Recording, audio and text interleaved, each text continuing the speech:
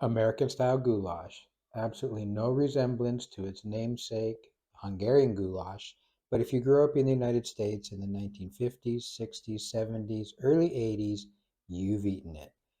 Most families had their own recipe, and it was served in every public school. And quite frankly, most of the time, it was not that good. So stick with us, and hopefully, we can make it better today. For today's dish, you're going to need tomato sauce. You can use your favorite canned or jarred sauce if you like. We chose to make our own sauce today. And you can use whole tomatoes, you can use crushed tomatoes. Just please do not use diced tomatoes, they don't break down in the cooking process. We also used a couple of sprigs of thyme, some fresh basil, chopped green pepper, chopped white onion, a little bit of tomato paste, and some chopped garlic.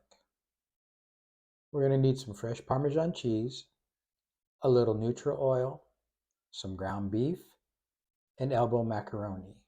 Rarely will I say an ingredient is mandatory, but in this dish, elbow macaroni is as mandatory as I'm willing to admit that an ingredient is.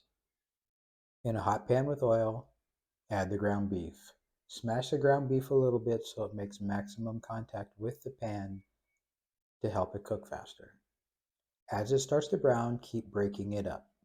Now, as I mentioned earlier, growing up in the United States in the 50s, 60s, 70s, and even into the 80s, in the area I lived in, there was not a lot of ethnic restaurants. So going out to dinner entailed going to more of a place like a diner. So to kind of dress up the food and fancy up the food, goulash became Hungarian goulash. It bears no resemblance to actual Hungarian goulash.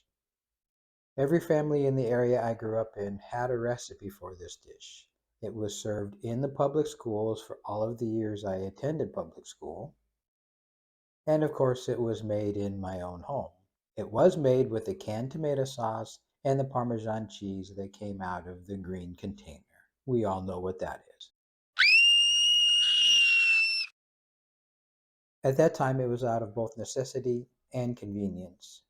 Real Parmesan cheese was not readily available at the time, and therefore it was very expensive.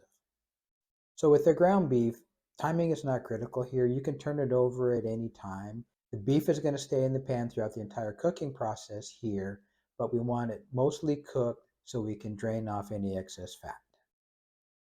So once you do decide to turn it over, you want to allow the beef to cook for a good 2, 3, 4 minutes on the second side until it's 99 to 100% cooked.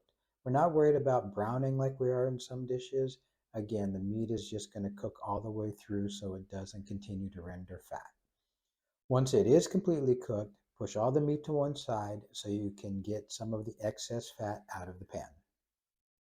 Now you will need to leave some of the oil in the pan for when you add your aromatics.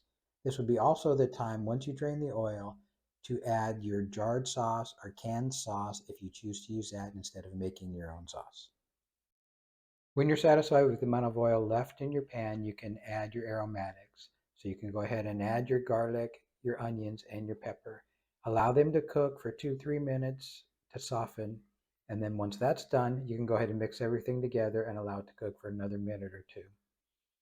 Once that's all cooked, then you can add the tomato paste. Spread the tomato paste around and allow it to cook for a minute, minute and a half. Then it's time to add your tomatoes. Here we're using whole tomatoes that we crush by hand, but you can also use crushed tomatoes. And as I said earlier, you can use jarred tomato sauce or canned tomato sauce if you would prefer to do that. You can either add the aromatics or omit them. That's your choice, and it'll help you speed up the cooking process. This would be the time to add the sprigs of thyme. Once you add the tomatoes, bring it to a boil and allow them to cook covered for 5 to 7 minutes. And after that, partially cover them for another 5 minutes to allow the sauce to thicken.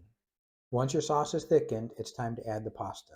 The pasta should be cooked approximately 2 minutes short of whatever the package directions tell you to cook it. Stir that in and allow that to cook covered for those 2 minutes. After those 2 minutes, turn off the heat and add the basil. And now that you've cooked it, it's time to serve it, eat it, and enjoy it. But before we do that, Just to prove that the green can was not used here, we'll grate a little fresh Parmesan on top. And little pieces of Parmesan are much more readily available in your basic supermarket and much more affordable than they used to be.